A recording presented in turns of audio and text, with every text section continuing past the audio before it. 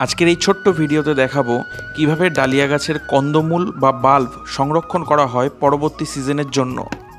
সবার প্রথমে টব থেকে গাছটাকে আলাদা করে নিতে হবে যাতে গাছের শেকড়ে কোনো চোট না পড়ে। এরপরে খুবই ধীরে ধীরে শেকড়ের সমস্ত মাটিটা ছাড়িয়ে নিতে হবে। আমি এই ভিডিওটাকে ফাস্ট করে দিয়েছি, এটা করতে অনেকটাই সময় লেগে যায়। মাটিটা ছাড়িয়ে দেওয়ার পরই দেখা যাবে কন্দমূল বা বাল্ব। এগুলো এক একটা গাছে এক এক রকম হয়, কোনো গাছে কম হয়, কোনো গাছে বেশি হয়। এরপরে আরও একটু ভালো করে ঝাড়া দিয়ে নিতে হবে যাতে কোথাও কোনো মাটি পড়ে না থাকে। একদম পরিষ্কার করে নিলে দেখা যাবে অনেকটা এরকম দেখতে লাগে। এই ওপরের যে অংশটা যেখান থেকে দুটো ডাল বেরিয়ে আছে, যে অংশটা এখন আমি কেটে দিচ্ছি, সেই অংশটা থেকেই পরের সিজনে গাছ বেরোবে। খুব সাবধানে সবকটা বাল্বগুলো একে একে ছাড়িয়ে নিতে হবে যাতে ভেতরে কোনো ময়লা বা কোনো ফাঙ্গাস লেগে না থাকে বা পড়ে না থাকে। একটু ভালো পরিষ্কার করার জন্য সবকটা বাল্বকে একবার একটু জলে পরিষ্কার করে নিতে হবে। জল থেকে তুলে নেওয়ার পরে খবরের কাগজ অথবা টিস্যু পেপার দিয়ে ভালো করে সোক করে নিয়ে দুদিনের জন্য রোদ্রে রেখে দিতে হবে।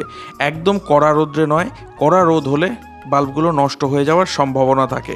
দুদিন পরে বাল্বগুলো দেখতে অনেকটা এরকম হয়ে যাবে, কোনোটা একদম চিমসে যাবে, আবার কোনোটা একদম আলুর মতো থাকবে। একদম চিমসে যাওয়াগুলোকে বাদ দিয়ে দিতে হবে। এবার একটু প্রয়োজন ফাঙ্গিসাইড পাউডার, কারণ সংরক্ষণ করার সময় যাতে কোনো ফাঙ্গাসের আক্রমণ না হয় তার জন্য ফাঙ্গিসাইড পাউডার মাখিয়ে দেওয়াটা অত্যন্ত জরুরি।